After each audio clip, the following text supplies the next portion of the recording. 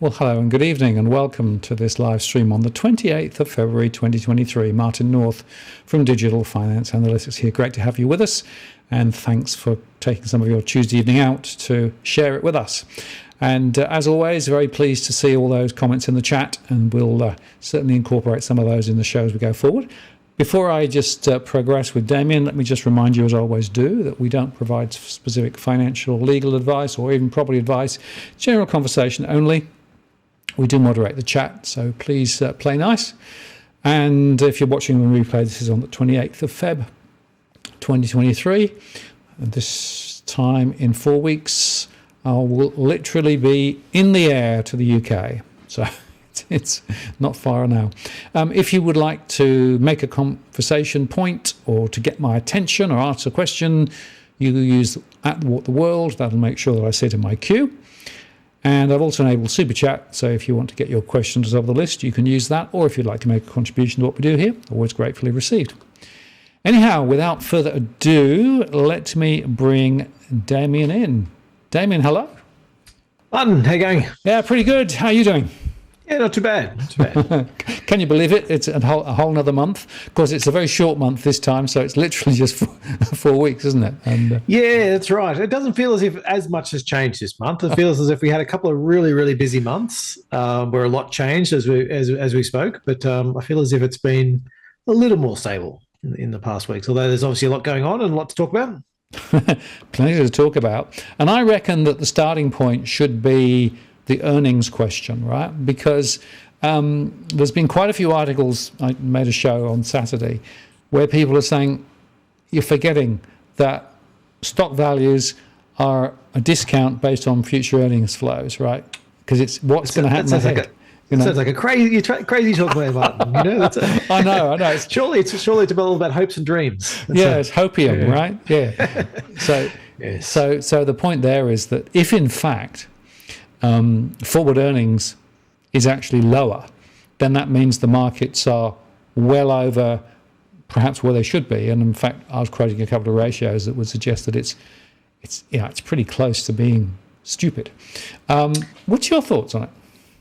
Look, the valuations are certainly high. So I've got a couple of charts. I'll let me bring up because the first one here. This is just I like to look at how forecasts change over time, and sometimes they're a little bit weird in terms of the way they go. But if you look at the blue line, for example, that's the first quarter earnings.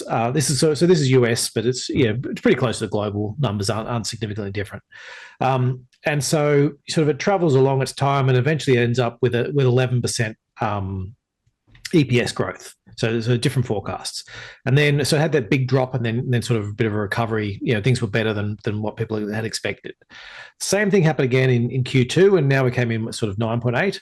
Now Q3 was sort of down and down and down, and eventually ended up at 4%. Q4 we've ended up with negative numbers, so 0.7 roughly, but a little bit below. So things have certainly headed, getting worse as the year went on. Then we need to say, okay, well, what's happening now for actually I'll jump forward in one more for 2023 numbers. 2023 numbers have come down from sort of 10% down to 0, and that's I don't think that's far enough yet. Like that's basically saying things are going to improve basically from the fourth quarter. And then in 2024, analysts have actually been upgrading their numbers. Now, why are they upgrading the numbers? Well, this is one of those weird, more behavioural, in my view, than actual sort of positive view on 2024. And how it works is an analyst has a forecast for next year of 110, and then for the year after of 120. And then things look worse. They come out and they go, I'm going to have to downgrade my numbers. So let me downgrade the 110 from 110 to 105. I've knocked I'll knock a little bit less off the second year. So I'll just go from 120 back to 118. And that sounds like a reasonable thing. Things are looking a bit worse. I'll knock a bit more off the coming year and lots off the year after. The issue is what you've actually done is in this from you've taken the first year from 100 to 105, so it's gone from a 10% growth to a 5% growth. The second year you've actually increased the growth rate though, because now you've brought down the first one and not brought down the second one as far. So you've actually sort of forecasting a higher number. And if you notice, this has got a line of a bunch of these other ones. In the bad years, that happens almost all the time. So you get like this, this blue line here where there's a bit of a rise in the 2013 as the 2012 got, and then eventually you get closer and it comes down. And then the same thing happens in 2014 and the same thing happens in 2016. And, anytime there's a bad year, you usually see a bit of an uptick in earnings, the second year earnings. And then once people actually start paying attention going, oh, actually now I'm forecasting, 14% growth, that's not going to happen. And so, if you smooth it out then, and this is sort of looking at a bit of a longer term one from this is from Morgan Stanley, and just sort of showing that when earnings are falling, usually you see prices falling as well. And so just sort of doing that 2008 period, you saw earnings fall most of the time. We had earnings sort of drifting off the 2015 and prices coming back as well. There's a little bit of an argument that and sorry, this is the next 12-month numbers. This is like a rolling sort of figure. There's a little bit of an argument out there that people are talking about saying maybe earnings have hit the bottom and we've seen enough downgrades. That would be surprising if that were the case. If you look at, there's a number of different people, and I've used the Morgan Stanley one, but there's a whole bunch of other people who sort of run these same sort of quantitative models where they basically throw a whole lot of factors in together, and most of them are types of things about either CapEx, capital expenditure surveys, or forward-looking expectations, and so a lot of the sort of future types of factors. And almost all of them come out to these models. And this one's got one that's sort of suggesting that, so the blue line is the actual earnings growth. The dotted line is where their model thinks it's going. And the yellow line is where analysts are currently forecasting numbers. So you can see there's a massive difference between what analysts are forecasting and what these leading indicators are saying.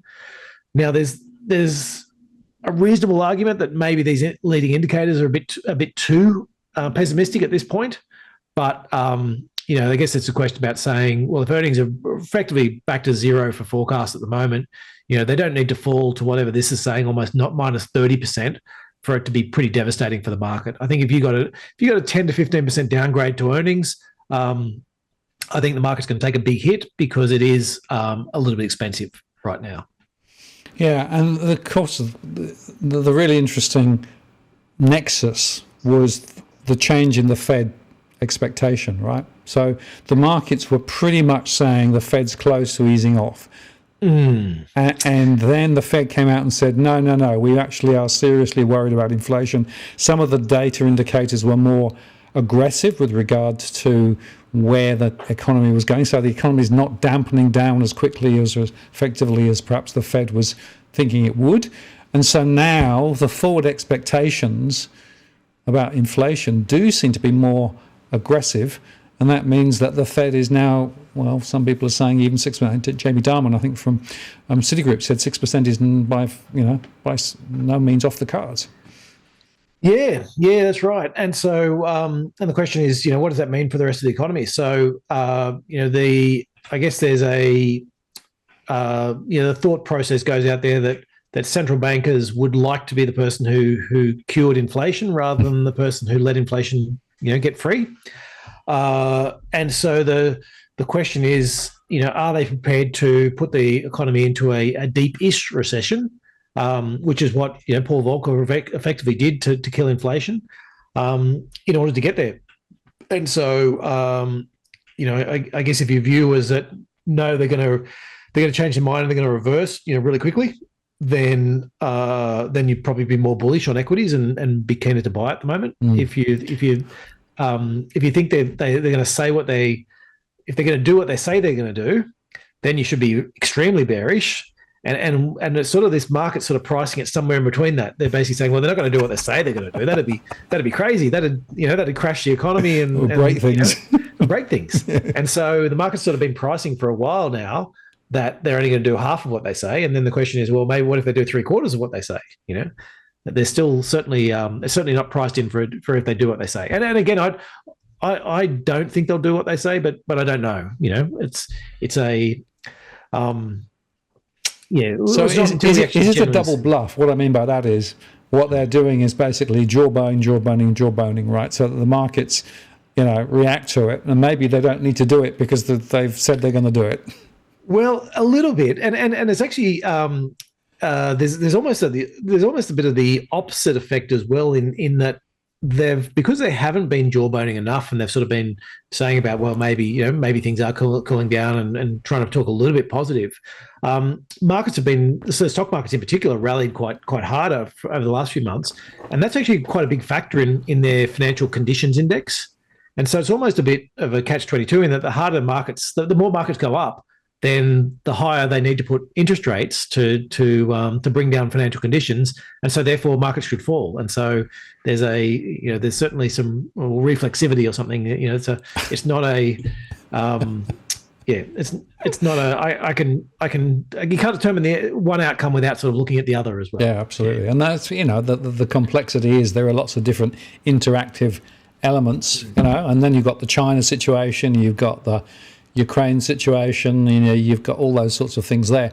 But of course, there's also an immediate flow on then to Australia, right? Because we're also seeing the same sort of stuff here, right? And so the question now is, well, what is it going to take? And in fact, there was a question which came in a little while ago from George. How far are interest rates expected to rise, and should we expect a soft landing and avoid a recession? I mean, that's the nirvana, and thanks for the super chat, George, appreciate it. That's the nirvana everybody's after. The question is it conceivable that you can actually have a soft landing and avoid a recession and put interest rates up? I mean, that's the sort of the dilemma, isn't it?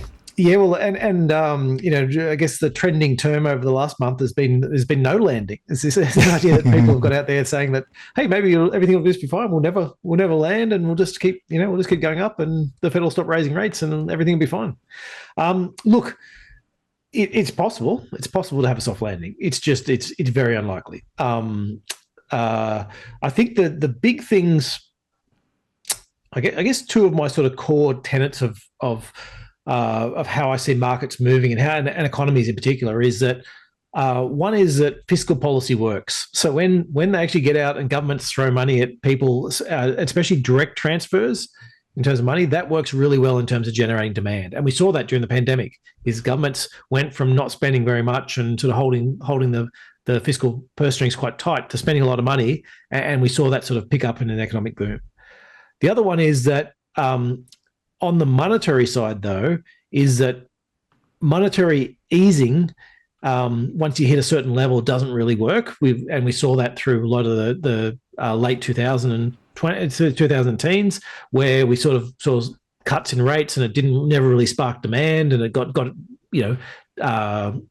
it got debt up to much higher levels and things like that, but it was never really sparking this general demand. But I do think the opposite way works. I do think that when you raise rates, that does clamp down on the economy, and that increase in interest rates will have an effect, but it comes with a lag. And so the question with all this is we're still talking about, I mean, they talk about that sort of 6 to 18 months or whatever, and you go, well, interest rates first started rising, back in March sort of last year. So we're not even a year into this, and so the full effects really of the first rate rise really haven't flowed through. So and actually, it's probably a good time before we jump too much into Australia. I wouldn't mind just touching on a couple of inflation charts as well. Sure. That I just wanted to sort of give this big picture view, and why this last set of data, there's some weird things going on that is worth considering about, and worth not least some of the rebaselining they had to do, right? Yeah, it's a very important point. Yeah. Okay. Okay. So I sort of look at it in 4 different chunks. So I look at the food, the energy, then there's services, and then the and the goods. So this is just a chart of food, and I know it'll be quite small for you, but the main thing is actually the colours. And the first sort of 3 lines is through to December 2019. So pre-pandemic, the 10 years, the 5 years, and the 3 years. And food was basically deflationary for most of that. except for what they call food away from home, which is restaurants. So restaurants was running at sort of 2 to 3% clip, and everything, all this other food was either basically flat or running at sort of even negative numbers over particular times. So a source of deflation. The next sort of chunk is through to January 2023, sort of annualized data, and that's looking at there's obviously lots of green showing there. Meat and poultry and fish have started to turn down in the last few months, so there's possibly some signs there. And if you look at some of the forward signs for food, they are getting a little bit better in terms of some of the UN food price indexes and things like that are actually looking a fair bit better. So there's possibly some good news on that front. But having said that, food gets excluded from most sort of central banks anyway. Energy, look, I'm sure we'll talk about energy later. It's up and down. It's all over the place. It's much higher than it was, but it's fallen a bit recently. And then the latest month, we saw a bit of a tick up again. So, I think energy it's volatile. Let's just put it that to side, and it's pretty high at the moment. The more interesting one comes when you get to these goods inflation. And goods, it shows exactly that same trend. All red in the prior to 2019. Goods were a big source of deflation. Lots of green in that sort of middle section. But the thing is, we've been seeing these big splotches of red, and these are in the last three lines is November, December, and January.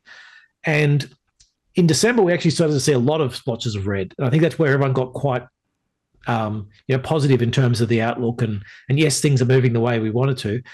January reversed that trend for a bunch of things. So, windows and floor coverings, appliances jumped 1.4%, apparel jumped 0.8%, infant and toddlers apparel was up almost 4%. Miscellaneous personal goods, which is sort of things like that's a lot of like toothpaste and stuff like that, was all up sort of 3%.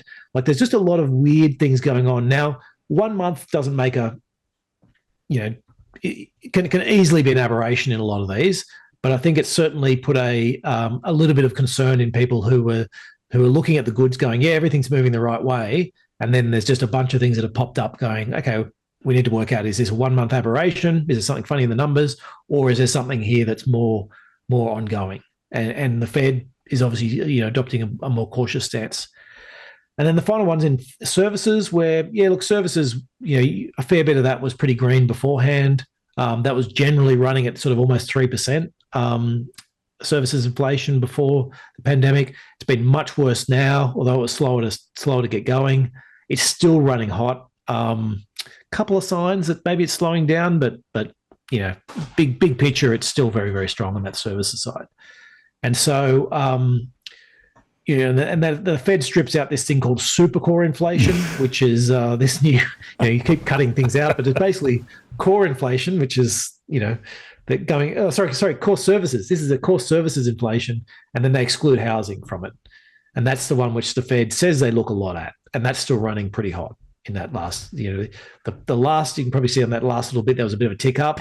The prior tick down was like, oh, it's all, it's coming off. It's all downhill from here.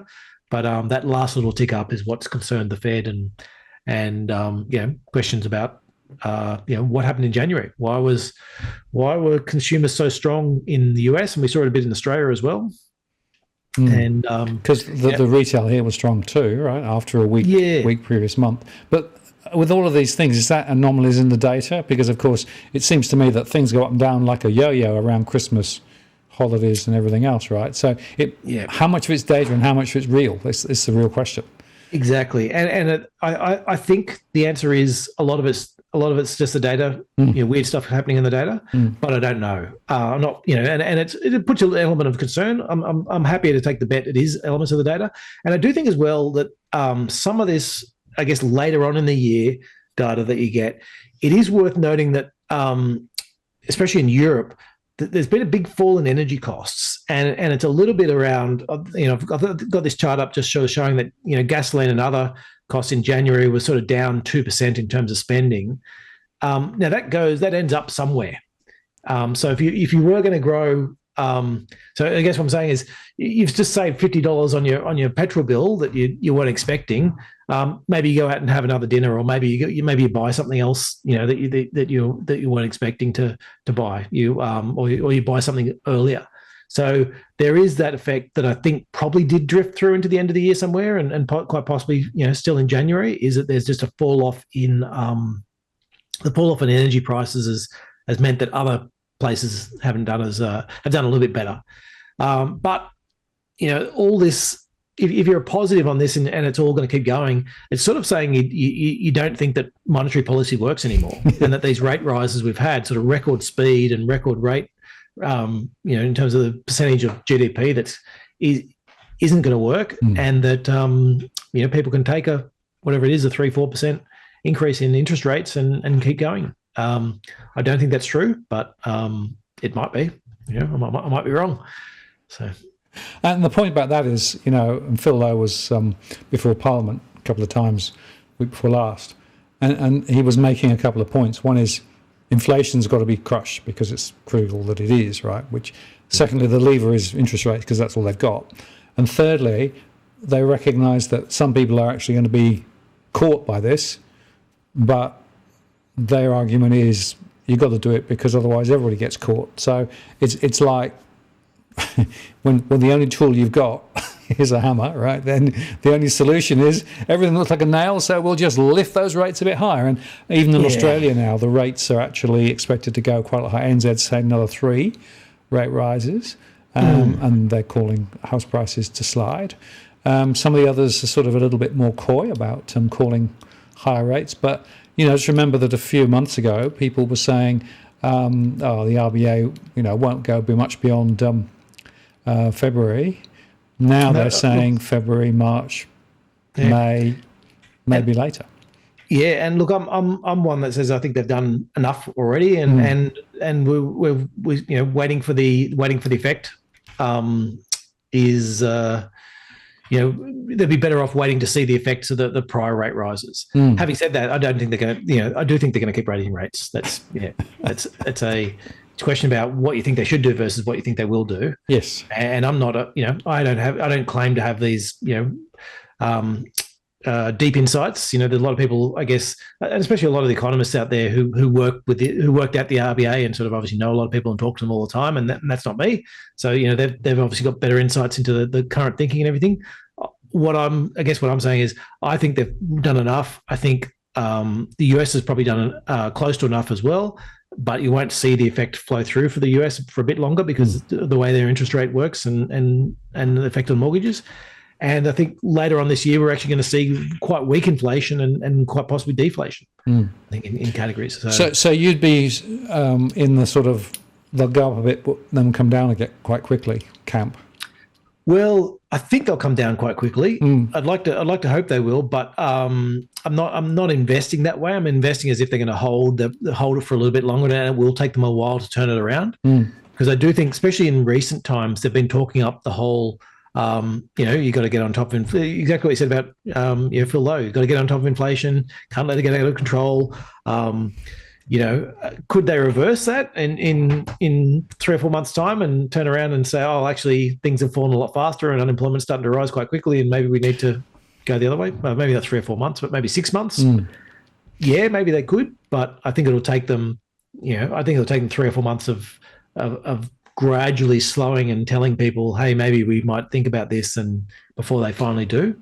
And they haven't started doing that yet. So if they don't start for another 3 or 4 months, and then that takes them to another 3 or 4 months, then and then you get the lag effect for that actually get kicked through. And the lag effect typically is 12 to 18 months, right? In past cycles, maybe this time a bit quicker, but I'm not sure it will be. But what about this concept that a lot of the inflation is actually coming from corporates who are actually jacking up the prices more than they need? Because that made a big splash last week, right, when the particular report came out. Yeah, absolutely true as far as I can tell. That's from the companies I look at. They complain about costs going up and inflation this and inflation that, and they're like, oh, our wages bill's up 5%, whatever, and well, sales was up 10, and we've increased our prices by 8, and so so we've improved our margins, and margins have been improving for, broadly speaking, for most companies. And so, but this is the issue that, in terms of investing, that you need to look at is that what's called value stocks are the ones that are usually quite cheaply priced. They don't usually have a lot of control over their margins. Say a tire company or something like that is like, yeah, okay, I care a little bit, but if it's Michelin or if it's Bridgestone or if it's whatever it is, if one of them's twice the price of the other, well, I'll buy the other one. Like I know the quality's not so different that you're gonna pay like too much extra for one versus the other. And so those types of companies generally struggle in normal times to keep their margins. And they're the ones that just have to keep, because their competitors keep their prices low, and so they have to keep their prices low, and they raise their prices and they lose a bunch of market share, and so that's their sort of lot in life. Late in the cycle, when you get these real economic demand and booms happen, and inflation, a bit of inflation, that's when they can finally increase their prices, and that's what they've done. They've all got out there and actually added to the prices. The question now is, as demand starts to weaken, will they cut their prices back down, or will they try and hold them up? And I look at the car industry as a great example of this. They are making huge margins at the moment, and it's a serendipitous sort of problem that they've all had. They haven't been able to produce enough cars because of the chips, I think pretty widely known, which has actually been really good for them because rather than 100 million cars, they can only produce 90 million cars around the world. Or if you're a car manufacturer and you instead of being able to produce 5 million yourself, you could only produce 4.5. But there's actually demand for 5 million. And so what do you do when you got demand for 5 million cars, but you can only produce 4.5? Well, you jack your prices up till you can price a bunch of people out. And that's what effectively has happened to that entire car industry. They've all jacked their prices up to price people out. Now, they're talking about saying, oh, we're going to be much more disciplined now, and we're not going to go back to the bad old days of trying to produce more cars and cut the prices, and then everyone makes less money and blah, blah, blah, blah, blah. There's a lot of car companies out there, and I'm pretty sure they will. So,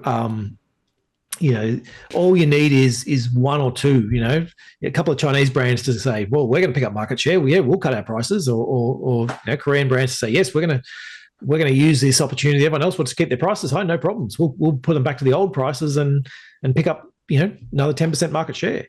So, so I guess what I'm looking at is they're the companies you don't want to be holding on to when as the tide goes back out again. The companies that put up prices and probably didn't need to, but just did it because everyone else was, they're the ones that you want to hold on to. Then that's what we sort of call the quality companies, the ones that don't have that issue. And partly the other thing you want is oligopolies or monopolies, because they're the ones that can actually just hold on to those prices. They don't have anyone really to compete, and there's only 2 or 3 other companies out there that and Australia is full of oligopolies, and so they put their prices up, they can keep them up. Yeah. I like to think that that the introduction of Audi into Australia, however many years ago, 10, 15 years ago, that probably benefited current inflation by at least a couple of points, because would Coles and Woolies have put their prices up even further if they could have? I don't know. Probably. Everyone's used to. It's the part where, and that is one thing you definitely hear when you're talking to companies about this, is that they just say people don't bitch and complain as much as they used to when prices come through, because they're used to it now. It's the part where they're like, oh, I've got a 5% price increase. They're like, what are you doing? You're increasing your prices 5%, blah, blah, blah, blah, blah. Whereas now it's like, oh, well, everyone else is increasing their price, And so, it's interesting because I actually done some analysis in the supply chains as well, and producer prices, and I'm seeing exactly the same. So everyone's putting their prices up through the supply chain, and therefore when it comes to the end consumer or the end business, prices are quite a lot higher. And of course, the other point of it, there's a thing called the base effects, right? So when you've had big increases in the past, they stick in the indices for 12 months and they drop out. Now, we are going to see some base effects dropping out over the next few months, which is one of the reasons why many people are saying it's definitely going to see inflation come down. right? But that doesn't mean prices are going to drop. It just means they're not going to go up necessarily as fast as they were previously. Yeah, exactly. And that's the important issue is there's some industries where the prices are going to go, they've gone up in a line, they're going to go, they might flatten out for a little bit and then keep going back to trend. So, but there's other industries like the shipping industry where prices went sky high and then they've fallen right back down again, and now they might go back to some sort of trend. But and the question is, how much of it's going to be the ones who are just like, yeah, okay, I managed to get through, a couple of 5 and 10% price increases. Now I've just got to sit tight for a year or two, and then I can start going again. Versus the other ones, which are, the car companies. What I think will happen to the car companies, which is they put their prices up, they're all going to start competing with each other, and they're going to bring the prices back down again. And so it's going to be a trade-off, though. And there are lots of, some of those will take longer. So we did see a lot of panic, like that whole prices on shipping, because so many people panicked about, I may not be able to get the shipping I want and it's so expensive and all that type of stuff. They locked themselves in for quite long terms. And a lot of the shipping companies went, yeah, sure, you want to pay these rates for the next 2 years? Sure, yeah, done. And so, that'll, again, it will come out. But the question will be, if you're in an industry where, so the price to ship from China to the US used to be, I don't know, maybe $2,000, less than $2,000 a container, went to sort of $12,000. It's back to $2,000 now. A bunch of the companies, they upped their prices because it went to $12,000. Now, will they just hold their prices where they are and go, oh, we managed to get that? Or will they have to bring it back down again? And that'll be the test. So given the fact that we've got doubts about the value of equities and inflation quite high, bond rates are climbing again now. So what does that tell us about the bond market? And is that a safer place to be investing relative to the equities at the moment? I believe so. So we've still got a fair chunk invested in bonds, and we bought some of the longer term ones sort of over the last at the last spike, higher in yields. Now it does come down though to your thoughts on if you're in the no recovery or the soft recovery, then no, you shouldn't be in bonds. Go buy some more equities, because if we're in a soft landing or a no recovery, then they're probably going to keep going. If you're of the view that it's going to get a hit and hit reasonably hard, then bonds, I think, are the right place to be. There is another sort of longer term question about, okay, if we do get a downturn, what's the reaction to it? Do central banks just go, yeah, okay, here's all this money, and governments turn around and go, hey, during the pandemic, we gave all this money away and that seemed to solve it really quickly. Let's do the same thing again. And if that happens, then we're back to inflation, and bond yields are probably going to really rocket, and you don't want to be anywhere near bonds at that point. But I think for the next sort of 12 to 18 months, because we really won't know, until that period, I'm expecting quite weak economic conditions, and so therefore bonds makes sense as a place to be.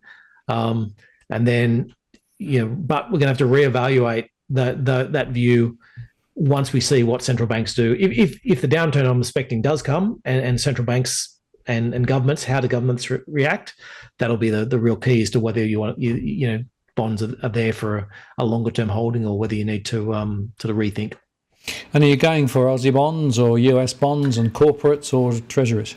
So Aussie bonds. So there's I've got a couple of different views on this bit. I'm screwing off the edge of the screen here. So on let's take international bonds as the first point. So if you invest in an international bond, say a US or a UK bond, you're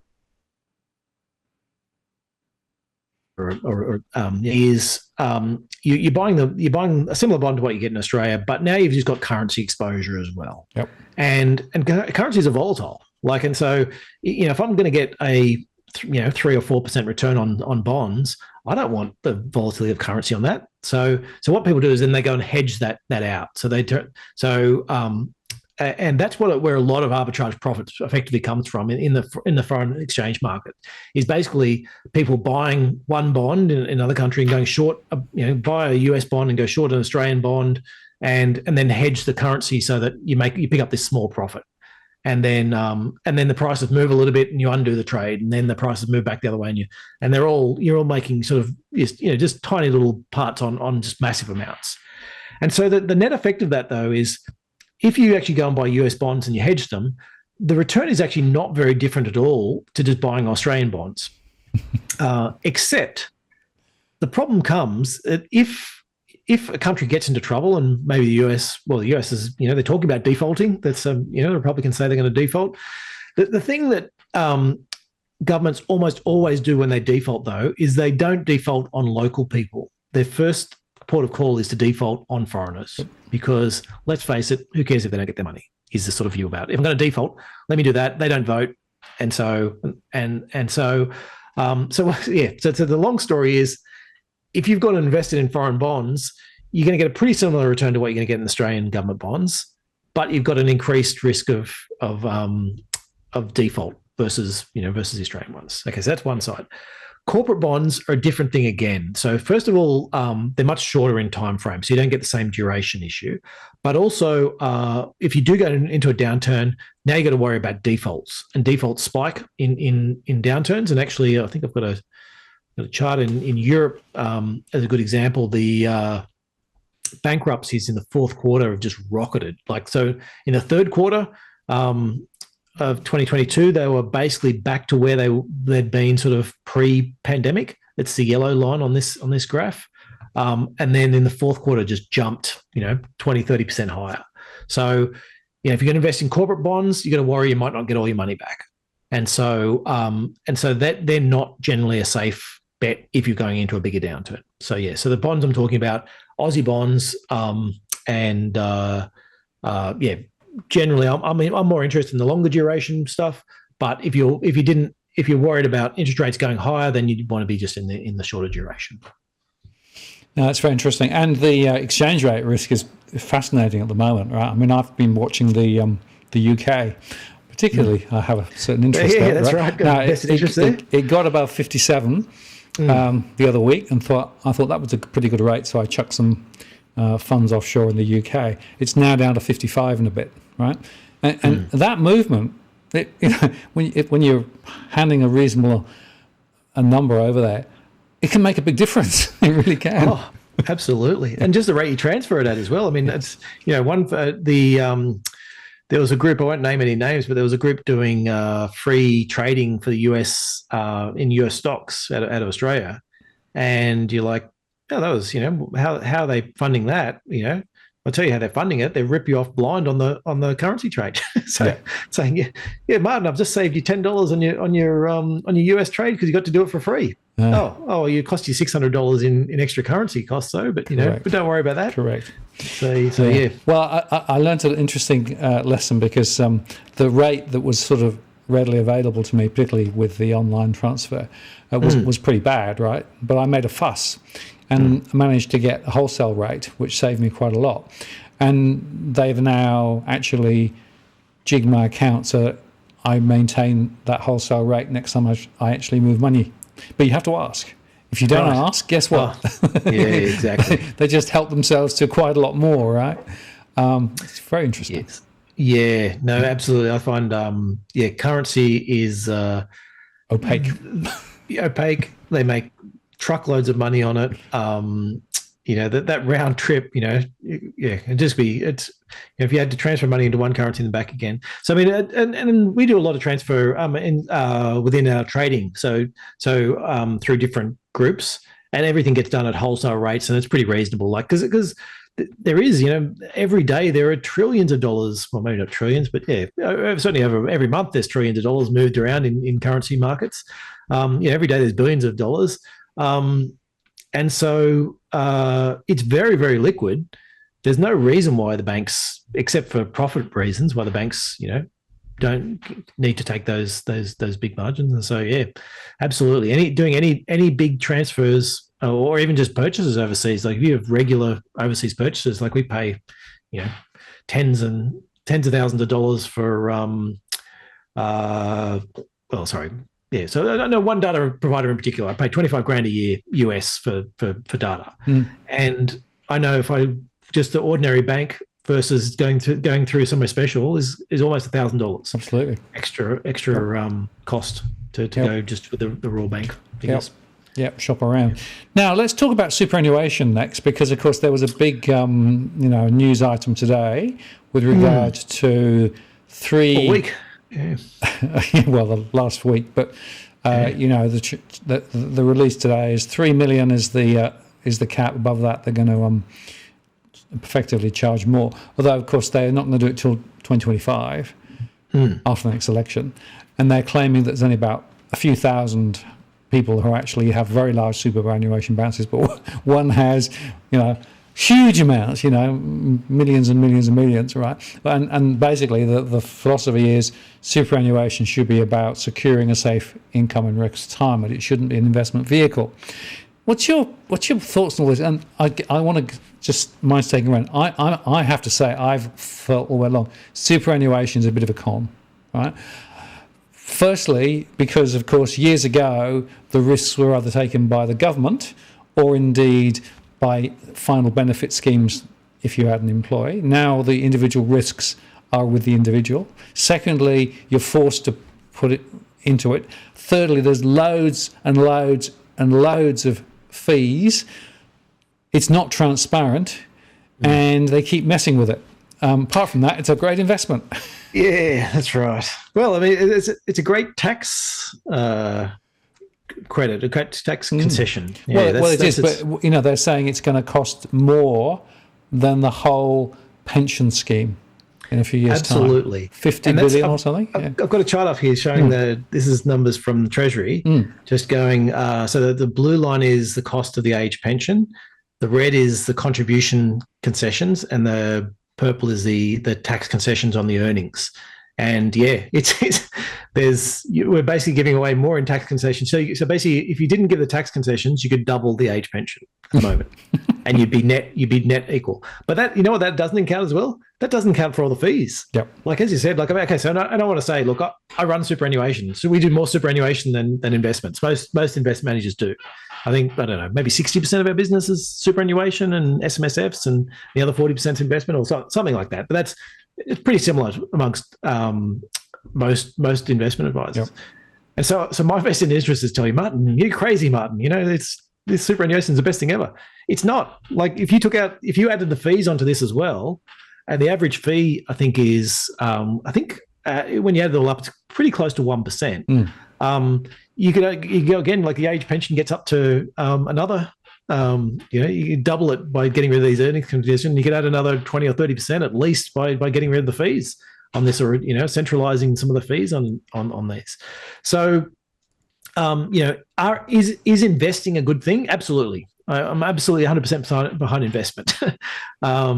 Is it right that that you should get some sort of tax benefit for for investing in long-term money and getting rid of the age pension? Yeah. I've got some sympathy for that.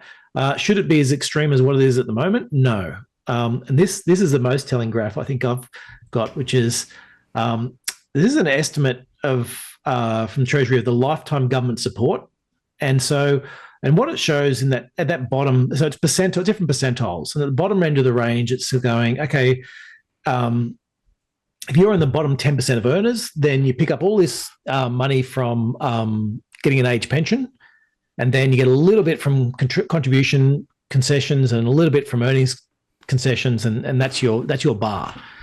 And then you look at the 20th percentile, which is the next poorest group of people, and gradually that goes down, and you're like, yeah, that's what you want. You want that. You're giving the most support to the people who need it the most, and gradually, as you get higher and higher incomes, they get less and less support. But then once you get the 60th percentile, it goes completely the other way. Like you look at the the net benefit to somebody, the richest person in this, the richest 1% is almost $700,000 in net present value, and versus we're only giving the poorest people sort of 300, and you're basically saying, well, the richest people deserve twice the benefit out of this. And so I've got lots of sympathy for saying, and lots of sympathy for saying people should just pay a higher rate of tax, and when we're talking about a higher rate of tax, they're still giving a big concession. Like some of these ones where you're saying, like you could be earning, $1 million a year in your superannuation. At the moment, you're getting taxed 15%. If it was in your own name, you're getting taxed 50%. And what we're saying is, maybe you should pay 30% instead. And you're like, if it was in your own name, paying 50, what are you squealing for about 30? You're still paying almost half. So, I think there's I think there's a cap on. There should be more. And the real problem, I thought, with what the Labor government tried to do last time, and because the same applies to franking credits and other things like that also affect this, is that it's not about when they tried to do the franking credits, they tried to open it up to too many people. Now they're actually hitting these people in the 60th and 70th percentile that need the franking credits to help them get like that part of that benefit. But I think if you're, $3 million sounds fine as a starter. You start on that, and you should be gradually working its way down and back to a more reasonable level, or you leave it at 3 million, and in 20 years' time, that'll make up a lot more, a much greater proportion, or whatever it is of the population. But I think, just remember as well, it's not, you're not really taxing these people more. These are massive concessions over the ordinary worker. Yep. And I think there's a broader debate, which everyone's too scared to broach in Australia, but because of what happened with the negative gearing. But it's a question about saying, well, should you actually say, even just separate, here's my investment income and here's my income from employment, and then let's have different tax rates on both. Because at the moment what's effectively happening is that investment side is taxed way less than the employment side. Yep. And is it a fair argument to say, here's somebody out slaving and working 3 jobs to earn $80,000 a year and getting taxed, whatever, and here's somebody getting $80,000 a year from investments and paying half the tax, a third the tax. Yep. So, yeah. Well, it is interesting, and I did a radio interview today, which I think will go out tomorrow. We're discussing the generational issues here, right? Because there are quite a lot of younger people with very small superannuation balances, and I find it quite difficult to put anything other than the minimum in. And even if they do that, they're never going to get a huge amount, right? And then there's another group that actually seem to be able to put very large balances in and get huge tax benefits and breaks. So as that chart of yours showed, the benefits are completely spread wrong across the distribution, because effectively the people who actually don't need the benefits are the ones who are getting the most benefits. Yeah, absolutely. And there was a lot of these ones where it's like, the spouse benefits and stuff like that. And you're like, you can throw an extra few grand in and get some credit back for your spouse. And it's like, well, that's fine if you're on $300,000 a year and you're like, yeah, sure. Here's I'll give my wife $3,000 and double it or whatever. But the poor guy who's on, $60,000 a year with his wife at home with 3 kids is not turning around and saying, yeah, no worries. I'll take my spare $3,000 and toss it in. Yeah. And the concept of superannuation is essentially a vehicle for income in retirement. In other words, it shouldn't be there for other speculative purposes or buying a house, et cetera, et cetera, et cetera. That's a bit of a political debate, but it's an important question, isn't it? It is, and look, and part of the political debate is really coloured by. I sort of feel if the industry funds weren't dominated by Labor, then the Liberals wouldn't be as keen to rate it. They're quite keen on the tax benefits, not so keen on helping, the industry super funds, and I sort of feel, I think Labor's got that same sort of vested interest part. So, I guess in my view, there's a certain amount you should be. Look, I think it's fair enough to say for people's retirement, if they get self-fund it rather than having an age pension, then that's, yes, there should be some tax breaks, and yes, you should get that benefit. But you don't need $50 million or whatever it is, $20 million to fund your retirement. You can do it with a lot less than that. And so there should be sort of levels where you go, well, once you hit a certain level, fine, you can still, it's your money, you can still have it, but take it out of the superannuation system and just put it back in your own name. I mean, if you just went, if that was the question, if you just took these ones and rather than saying, let's charge them 30%, you just said, oh, once you hit $3 million or whatever, take it out, stick it back in your own name, then now you're back in the normal taxation system. Yeah. But they're like, no, offer that, and nobody will want to do that. Everyone will want to be in the super where you get the extra concessions. So,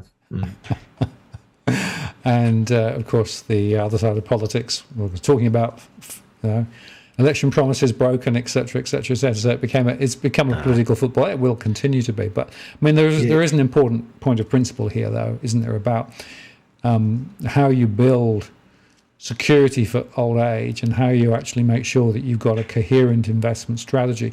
And one of my observations is that many people really don't think about this until way too late.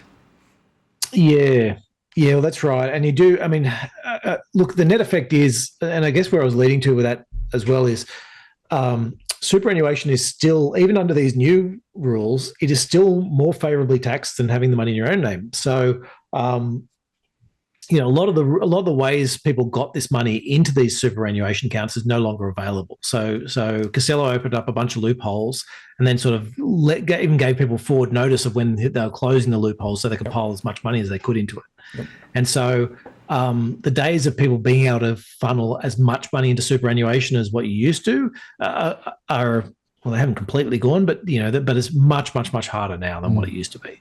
Having said that, though, there's lots of different contribution strategies that make a lot of sense to people, and especially if you're close to retirement, you should speak to somebody about those strategies, and it might mean that there's just ways where you can start at certain ages. You can start to draw down a little bit, but then put more in save more tax on your income and draw back out, or maybe live off your savings a little bit so you can actually put more money into your super at tax advantageous rates.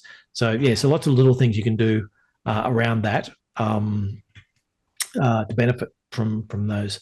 And the net effect is, look, they're changing the rules. Absolutely, they look like they're going to change the rules, and the rules will probably change in the future.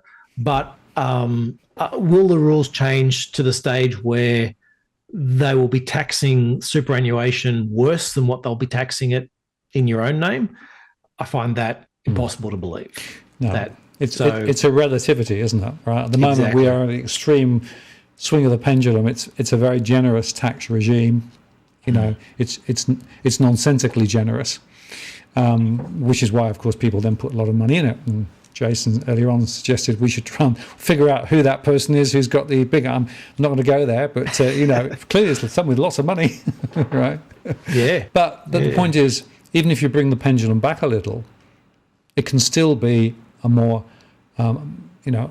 better point of leverage than actually not investing within the superannuation superstructure. But of course, people then get twitchy about, how much, if they change it, where could they change it to? And whose money is it? I'm pretty confident that you got to spare $10,000 lying around. Do I put it into the super? Do I leave it in my own name? If you don't need this money and this is money for later, if you stick it in the superannuation and you invest in the same assets in both, is that you'll end up more by sticking it in superannuation because you'll be more favorably taxed than if you left it in your own name, almost every time. Sorry. As long as you're earning a reasonable income. If you're quite poor, actually, you could easily end up worse off. Yeah. And that's one of the strange things with the current system, isn't it? Correct. Is that you take somebody on $20,000, for example, who might be working a part-time job, and say, Martin, I'm going to take $2,000 from you, and I'm going to tax that at 15%. And you're like, just a minute, if I hadn't got it, I wouldn't have been taxed at all. Correct.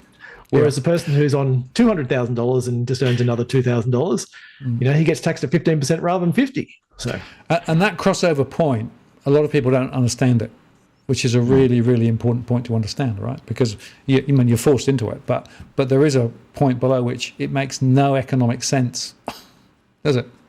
No, that's right. Yeah.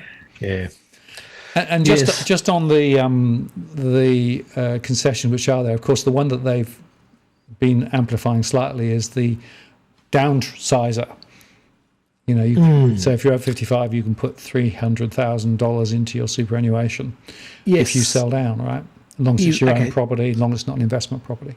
Now, I'm not going to stray too far into this one, but I will invite anyone who's interested in that to book a call with Sam, who's our financial planner, and he's the expert in that. But there's certainly there are lots of there's lots of little things they're doing with that are worth taking advantage of if you're in the right. Absolutely. No, well, that one is one I personally have an interest in at the moment. So but talk to Sam, and it is important to understand some of these things that are there, because quite often people aren't aware of them until it's too late. You've only got 90 days with this particular one, once you've actually settled, to be able to move it into a superannuation environment, unless you actually seek an extension. So it's a short window, but it's quite again, it can be tax effective depending on everything else. Yeah, and look, I mean, part of the thing with, I've seen various accounts that we've looked at who, they're saving literally, $20,000, $30,000, $50,000 in tax by just changing what they're going to do slightly. It's a question about saying, well, actually, if you sold this asset and this other one before you did something else, nets out the capital gains, and now you get into pension phase, and then you transfer this stocks in, and this quite simple things to do, and this is and as a for our clients, obviously we want to get the best effect for them, and this is this loop back, and in a way I feel bad about telling people, there's a lots of these out there. Because the thing is, you want to take advantage of this thing. Yes. Absolutely, I want to take advantage of this. Yes. The problem is, and I encourage you to. There's no. Well, it's perfectly legitimate, perfectly legal. It's been set up by government in this particular way. So yes. Make yourself aware of what those opportunities are, and take them if you can. I mean, exactly, and don't martyr yourself by saying, no, I'm not going to take those. I'll let the government have it. If you're worried about that, then take the benefit and give it to charity, or give it to give it to a cause you care about. But because there is a lot of little things done in there, and unfortunately, as you said, a lot of it is for richer people, or for people, retirees and retirees who may not actually need that extra support, but yes. Now let's talk a little bit about the interest rate environment, and particularly bank deposits, right? Because there's been a lot of noise in recent times about banks not passing on deposit interest rate rises. They've been lifting the mortgage rates, and in fact the most recent reporting season that came out highlighted that the margins were actually being supported by those differentials. And then the government Chandler came out and said, please pass on more. And by the way, this is a global phenomenon, just not an Australian phenomenon, right? Yeah, and it's not just this time as well. It's every time it's every time you see rates rise that it's yes, very, very quick to pass on the rate rises on the mortgage side, and just a little bit slower. And actually not only slower, but also just don't pass on most of the rise anyway. There's the rates are much lower, and this is typical. Part of the issue is the banks don't really need the money, so you don't really get as much to. So you've got slowing loan volumes at the moment, so they don't need the deposits. Where they get more competition, ironically, is as the rates bottom as rates start to get cut, it's like now our lending's actually getting, lending's starting to ramp up, and so now they want to chase more deposits so they can lend more money and fix some of their banking ratios, and so over the course of an entire cycle, it sort of comes out. It eventually comes out, but you're right. Right now, banks are dragging the chain on it and paying quite low rates. And again, it's that problem with all these things is that, particularly banks, is that they rely on, it's a pain to change your banking. It is a real pain to change your banking. And so, and if you don't ask for the rates, then you won't get them. So similar with a lot of mortgages, if you don't ask for the special rate, then they're not going to offer it to you. And so you've got to get in there and chase it and ask.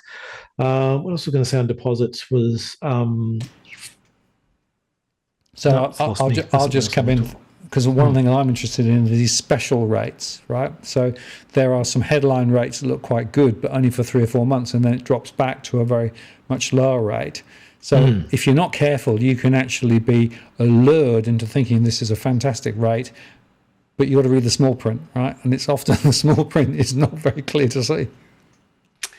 Yeah, that's right. And so that whole part about Yeah, and look, yeah, it's not an insignificant cost, personal cost to go and I've got to go set up a bank account and get all my ID and whatever it is and change my direct debits or do whatever it takes to get it across. They will rely on you not wanting to do that very often. So we'll give you a quick short-term rate and then go from there. So I don't know what other tips I can give on that front. It's No. Well, I keep saying I quite often run shows with the guy from CanStar, Steve Mickenbecker, and we often talk about this, right? Because we are still surprised how many people don't know what rates they're getting and don't actually check. And that's true for mortgages, it's true for savings. And there's something weird about the Australian psyche. It seems to me that we don't bother, and I'm quite surprised. I mean, do the right thing though. We wouldn't have, Martin. Surely my bank would do the right thing. You mean they'd ring you up and say, "Do you realise you can get a better rate?" when did pigs last fly? Yeah, and I do have a feeling that there's that there's a little bit of turn taking as well. Is it you lower your rates to the cheapest, so the cheapest one around or the cheapest in your cohort, you attract a lot of customers, and once you fill yourself up, and then up go your rates again, and then until I need to do it again. So exactly. So does that mean then the Australian banks are a good buy at the moment? Yeah, good question. Okay, they are more expensive than they've ever been at the moment relative to world banks. So we are off the charts in terms of how expensive we are. Now, maybe that's because the Australian economy will make it through much better. Like there is an argument. Some people go that China's booms, Australia's going to benefit the most. House prices will stop falling soon, and Australia's going to be really well positioned. The opposite position is, well, actually the China boom's not really on all base, and it's not really back into the building and everything like that. It's actually more, and actually China never really locked down that much anyway. Like they were actually pretty open relative to other countries, and so there's actually not as much to do in terms of that, and so it's not going to last as long. Australia's got some of the highest debt in the world. We've had some of the biggest interest rate movements. We've got more variable mortgages, so it's going to hit Australians much harder than elsewhere. And actually, the bad debt's going to be higher. And so, there's an argument that the Australian earnings are going to be worse. Another argument, which is is disturbingly, I feel disturbingly true about it. This is the one I think because we've been underweight the Australian banks for a little bit now. And this is one I think where I could get it wrong, and maybe that Australian banks will justify how high the price is that there's an argument that banks are effectively just subsidised by our reserve banks and term funding facility. Yeah, and we've got APRA, and it's a closeness with the regulators that really is what really matters. Yep. And if you've got a nice close relationship with the regulators, then the banks can make much better returns than in jurisdictions where they don't have close regulators. So and that definitely seems true. Like if you look at, say, a European bank or a or a US bank relative to its Australian counterpart, it seems as if the Australian counterparts have got cozier relationships with the regulators, and so the regulators let them or approve of them making higher returns, or you get things like term funding facilities, and there will always be central bank support for banks. Like that's the central bank's job, is to support banks and make sure that the payment system's working. But it's a difference between saying I'm going to support them and I'm going to prop them up, or I'm going to help them versus I'm going to give them way too much with the view that maybe I'll get a nice job there in a few years' time. And so that's the place. So I think Aussie banks look like they're in a dangerous position, and they're just more expensive relative to world banks than they've ever been. And so stay away. But the most likely reason I'd be wrong is that they just get more government support than other banks, and so they keep making great returns. And if too big to fail, and if things start to go wrong, then the red carpet's rolled out much faster and all the support's rolled out much faster here than elsewhere. And I hope I'm wrong about that, but I feel like I might not be. And that's it's a hidden cost we all pay, but it's Well, you mentioned earlier on about lots of monopolies in Australia. I would argue that the oligopoly of the banking system is very protective of the profits of the banking system, right? So yeah, absolutely.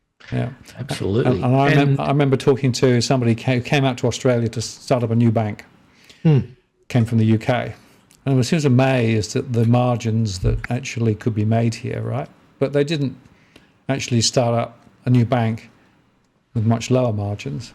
They basically said, well, we'll just take them. Right? Yeah, absolutely. If 80, 90% of the market is dominated by the four big ones and they can dictate the prices, then why would you? Yeah. Why would you give it away? Why do you give it away? Yeah, absolutely. Yeah, it's very interesting.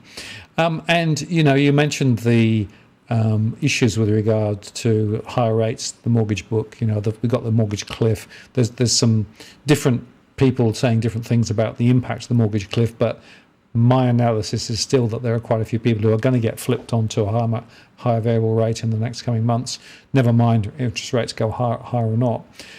So how does that then flow back into the property sector, right? Because we've seen property prices come down. What we're now seeing is, in some cases, property prices just going sideways or maybe even ticking up very slightly. But there are some brave souls saying, no, this is the bottom. Yeah. What's your take on all that? Oh, look, the affordability is still, as bad as it's ever been across a whole range of different measures. So so I mean that's I look at it mainly through that lens, and so I look at the mortgage costs relative to rent costs with a view that there's that switching part. Mortgages get too expensive, then people go and rent, and mortgages get too cheap, and they go back and buy. And then your mortgage cost versus income, and both of those are at levels that in most major cities, excluding Perth. Perth's a little bit expensive, but not terrible. Whereas every other one is almost at record highs or at record highs. And so, it's an affordability issue, and it's hard to see how that's going to.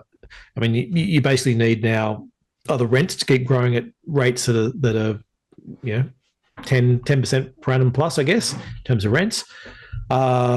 Which tends to, in the past, mean that you get you start getting that big. We've spoken before, and just for anyone who hasn't before, my view is that the housing market is so big in terms of there's 10 million odd houses out there, and it doesn't take much in terms of the number of people to much change in terms of the number of people per household to actually free up a lot. So if you go. I should have these numbers at hand. I can't remember the exact numbers, but you can basically change it in the second decimal place. You can go, okay, well, if you end up with 2.35 people per house rather than 2.44 or something like that, it just makes a massive difference in terms of that annual number of houses needed. And so, a few people with extra flatmates, a few more kids staying at home for a little bit longer, and all of a sudden there's all this spare property. And vice versa, when a few people with less flatmates and a few more kids moving out earlier, and all of a sudden all the excess property you thought was there, disappears really quickly. And so, I think of those short-term ones as being very much an economic factor, as opposed as in the long term, it'll supply and demand characteristics will come out, but I think the economic factor of what people can afford to do, sort of in the short term, pushes out the fundamentals of have we got too much or not enough. And you touched on the rental situation, which is disastrous at the moment. I'm seeing significant numbers of people being confronted with 15 to 20% increases in rent at a time when they can't afford it, but the owner of the property has seen their mortgage go up, and they're trying to square that circle. I mean, we've dug ourselves a really complex hole here. Well, and it's not that complex. We've just opened up our immigration back to record levels. Yeah, 500,000 or something is the likely number. Yeah. And I mean, there's a big wave of completions coming through. Yeah. But there's a pretty big hole actually in the property in the next phase after that, particularly in the apartment market. Yeah, the approvals have really dropped off, haven't they? So there's a range of completions taking a lot longer because they can't get the parts and they can't get the labour. But once they're completed, there's going to be a really big problem. Yeah, so you get sort of that 3 to 4 years for apartments, and the sort of the idea was that, well, so 3 to 4 years ago was start of the pandemic, and so you didn't get a lot of new things start around that time period, and so there's a bit of a hole coming in terms of demand, in terms of the supply side, and at the same time we're running record immigration rates and wondering why rents are going up, sort of, so. Yeah, it's quite logical, really, but it's painful. And again, in my surveys, I see a lot of people in rental accommodation who are really stuck. There's no simple solution to their problem. Short of moving a little further out. I need to start a what do you call it? A cause for. I've sort of changed my view over time about this. I used to think, if we fix some of this negative gearing, get rid of some of the tax concessions and all that type of stuff, that'll help a lot of the affordability issues and sort of bring it back. The rental crisis. And that's never. The reality is though, it's not going to happen. It's not going to happen anytime soon. Like we had a government 3 years ago have a go at it. 4 years ago, an opposition 4 years ago have a go at it and not make it. It'll be 15 years before somebody's got the guts to try a change to that again. But what I'm thinking is we've got this new discussion, the housing hedge fund. I can't remember what their exact name for it is. Actually, what's the? This is the 10 billion, right? Yeah, Housing Australia Future Fund bill. Sounds politically interesting, but actually practically useless. Yeah, that's right. So basically, they're going to give $10 billion to investment managers and take the profits and put it back into housing or something like that. I mean, I wonder what fees the investment managers will make. Oh, sorry, should I say that? Yeah, it's a future fund, so it's not too bad. It's it's owned by that, and Costello's the chair. So there's lots of political people on that. Anyway, but let's outside that. I actually wonder whether we wouldn't be better off just saying, and it comes back to that talk about the amount of vacancies and everything like that we have. Yep. Is it maybe what we really actually need is property out there that can be government built or supported in some way, but it's actually just there to rent and it's not there for any other purposes.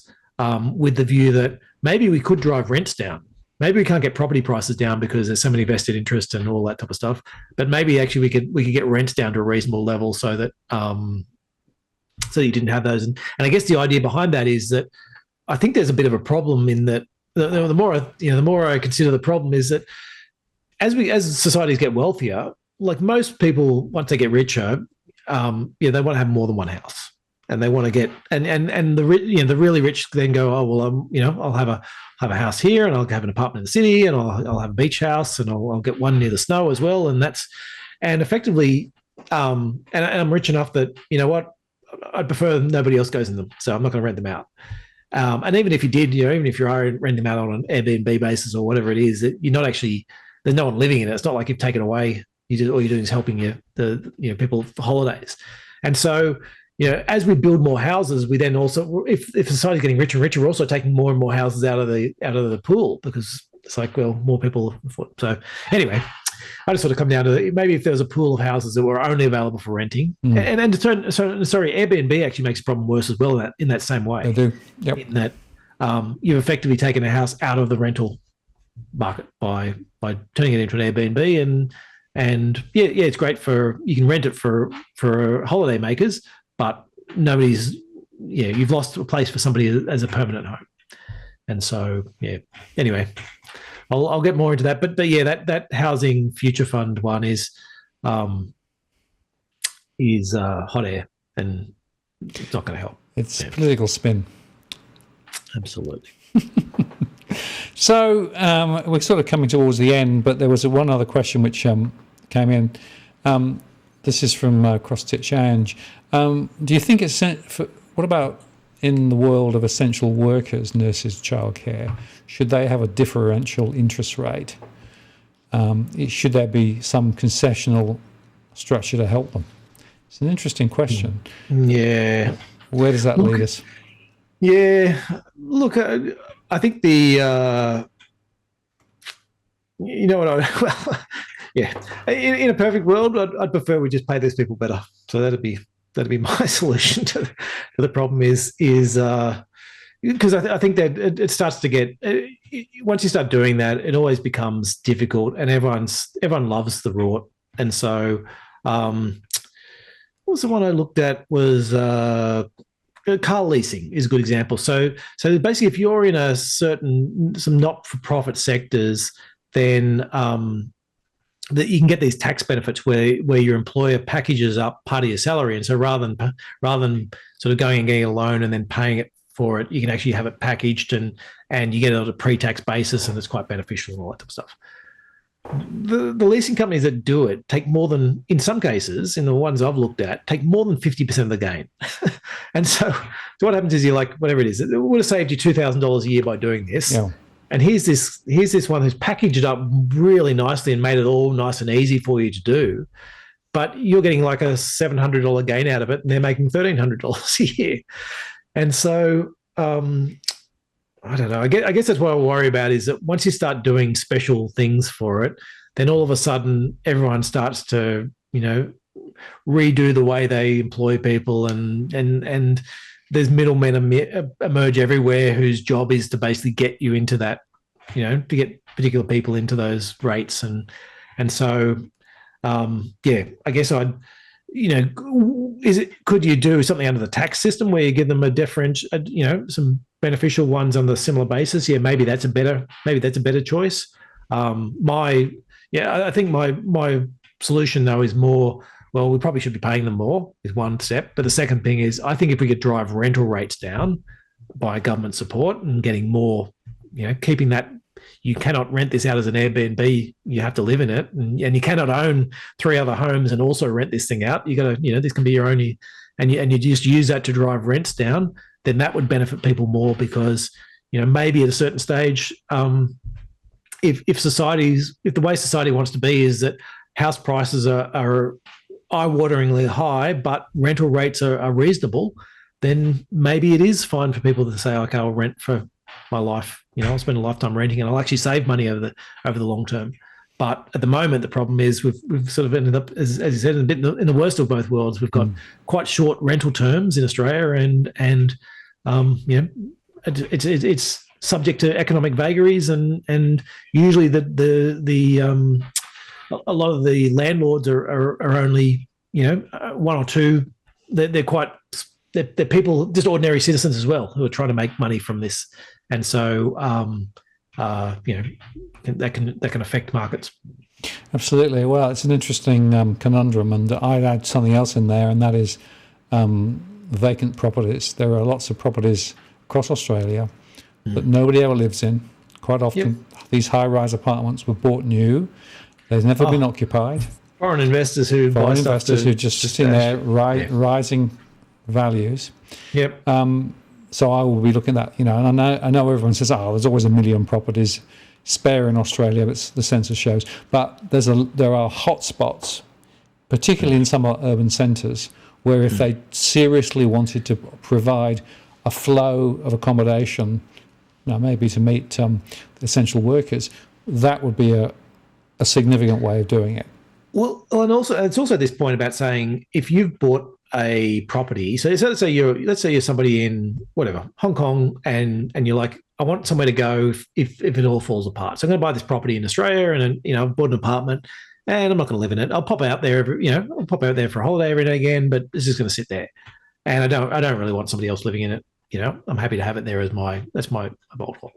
Now you've paid your stamp duty up front, but you're not actually paying any taxes in Australia, and we're supplying. We're supplying hospitals near that, and schools, and roads, and all these other things like that. And if you're only popping in, once a year for a visit, then it's actually just it's actually more of just an argument saying, well, if somebody was living in that, then they'd be paying taxes, and that would benefit. That would pay for all these things. And so maybe it's just a question of taking all these empty apartments and saying, well, maybe we do need to tax. There's some sort of bit. If you're not otherwise paying taxes in Australia, maybe you should be paying. A higher rate of tax on those so that so we don't have all these apartments sitting there empty, or at least if they are, there's extra revenue coming in that we can use to go and build something else for other people. Absolutely. Well, we're coming to the end of the show, so two things I'd like to hear from you before we close. Firstly, you've always said, you have a plan A, but you also have a plan B, and if plan A goes wrong. So let's talk about plan A and plan B at the moment in terms of where the investment strategy is. And then secondly, just talk a little bit about Nucleus Wealth and what the world funds and the differential that you offer, because I think it's important people understand that not all super funds and not all investment managers are the same. Yeah, absolutely. Okay, so the main thing, so from a product point of view, the big thing I want to provide is transparency about what we're doing, and there's I just did a podcast recently on the whole idea of unlisted assets, and you put these into these funds and nobody really knows what they're being valued at, and so there's another case where so what you're buying is you don't actually know what you're buying, and you're not quite sure what price you're paying for. Whereas with our funds, what we're showing is every single security you can see. It's in you see it. They're priced. There's liquid markets for it. There's transparency. You can decide to cut things in and cut things out if you like. So if you don't have anything to do with carbon, for example, you can cut that out of your portfolio. You don't want anything to do with gambling, you can cut that out. So we tend to we want to let people have that, and we also want to tell you what we're doing. So that's the core tenet of it. Having a plan A and a plan B is so. At the moment, my plan A is that I do think we're headed for recession. I think that central banks have overcooked it and they're going to wait too long to reverse. Now, if I'm right, that's playing out over the next 6 to 12 months. We're going to see that come through, and it's particularly going to see is that earnings are going to keep falling. The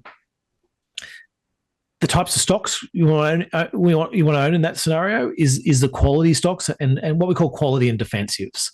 So it's a mixture of stocks that things like consumer staples, like your everyday goods that people are going to, if you go into recession, people are still going to have to buy, and they might actually end up eating more at home or doing things like that. So stocks that will benefit from those types of factors, and the quality stocks who can hold on to their margins. So the ones that I spoke about who don't need to, they might have put their prices up and they don't need to cut their prices when because of competition, they're not facing the same things,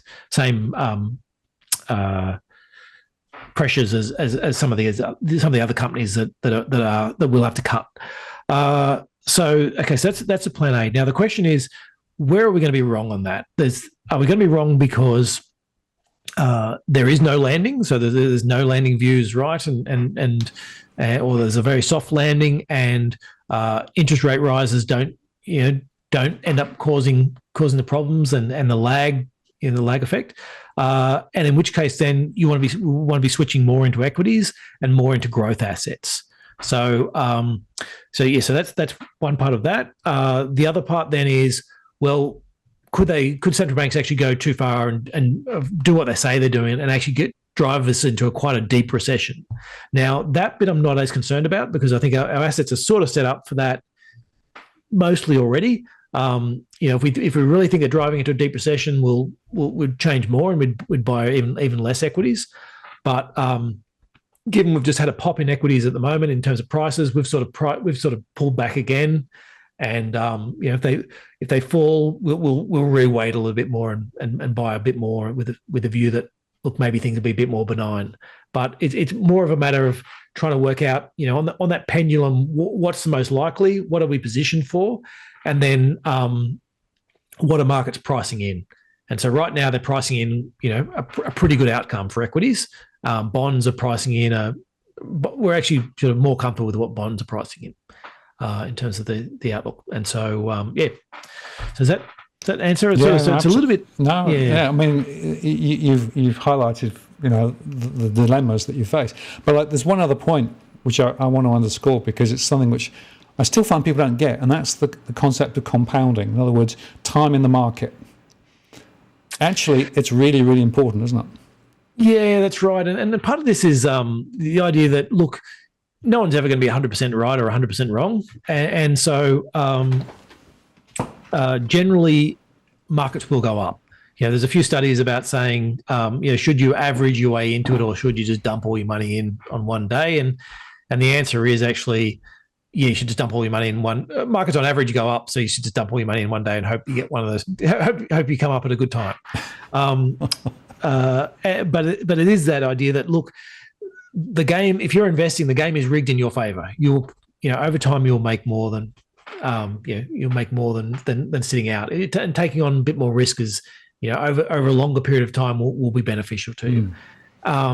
These times, really, for me, in terms of the stocks that I'm looking to do, is really about getting a solid view on where are the really high quality stocks that, as prices get pushed down, you can buy it at prices you just won't see again, and you can start loading up on some of the highest quality stocks when they get beaten down in prices. And that's what I'd be looking at.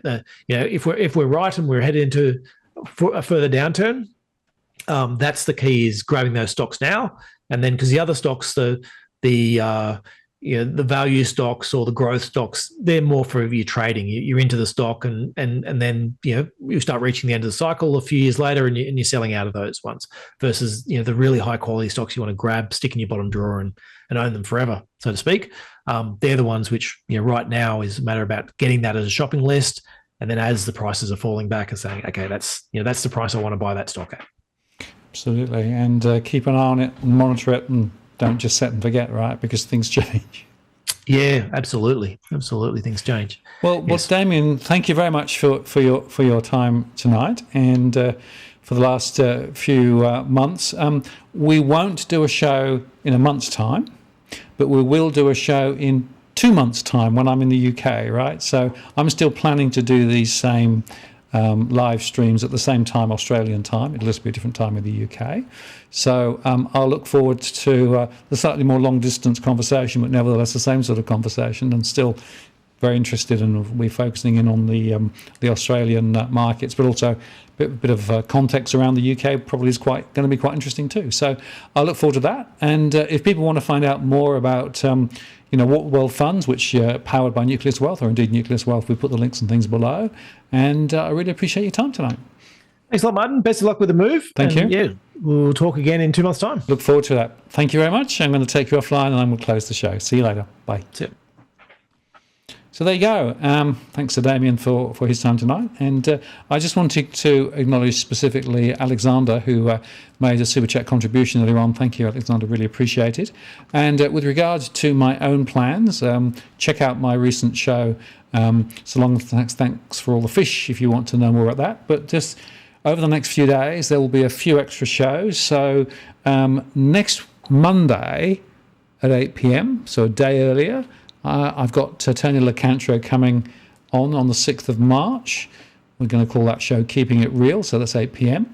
And then the following day, on the Tuesday, which will be effectively a week tonight, I will be doing my final fling here with regard to live streams. So that'll be the last show in this series. And then I will be off air for about 4 weeks or so, maybe slightly more longer than that, with my normal sequence of shows. I will still, from time to time, pop up with little, short handheld recordings and things as I do what I do, but I need to take the studio down. It's going to take some time, pack everything up, get across the UK, get settled in over there. So I just want everyone to understand that this is not the end of Walk the World, nor indeed necessarily OTP. Well, different conversation on that, but it will be a slightly different context because I will be in a different geography for a period of time. And if you want to know more about that, see the property that I bought in the UK and the environment that I'll be in, it's all on that other show, so go check it out. But I want to say thank you to all of you who've spent time with me over the last few months and years on these Tuesday shows. Join us next week for those last 2 special shows. There's also a special show with Tarek this Friday, which will be a recorded show. But if you want to go onto Twitter, you can actually throw a question at Tarek there, and we'll try and cover that in the Friday show as well. So thanks very much. Have a very good evening, and keep following the channel, keep subscribing, and you'll be able to get alerts when I pop up. And as I say, once I've moved, I will be back and talking about the same old stuff, plus a few other things. We're going to roll out the survey, the household survey in the UK. That's one of the reasons I'm going over there. And I've got a few other plans which I'll talk about more later. So thank you very much. Take care. And before I go, of course, we have to just do a quick visit to the doggies. They haven't moved very far. They've wandered around a bit, but not very much. So they're there. And the good news is, for those who may not know, I'm taking the dogs to the UK. So we will still have Doggy Cam UK style in due course. So thanks very much. Take care. Have a good evening. And I'll look forward to seeing you on the next show. This is Martin North from Digital Finance Analytics signing off. Cheerio.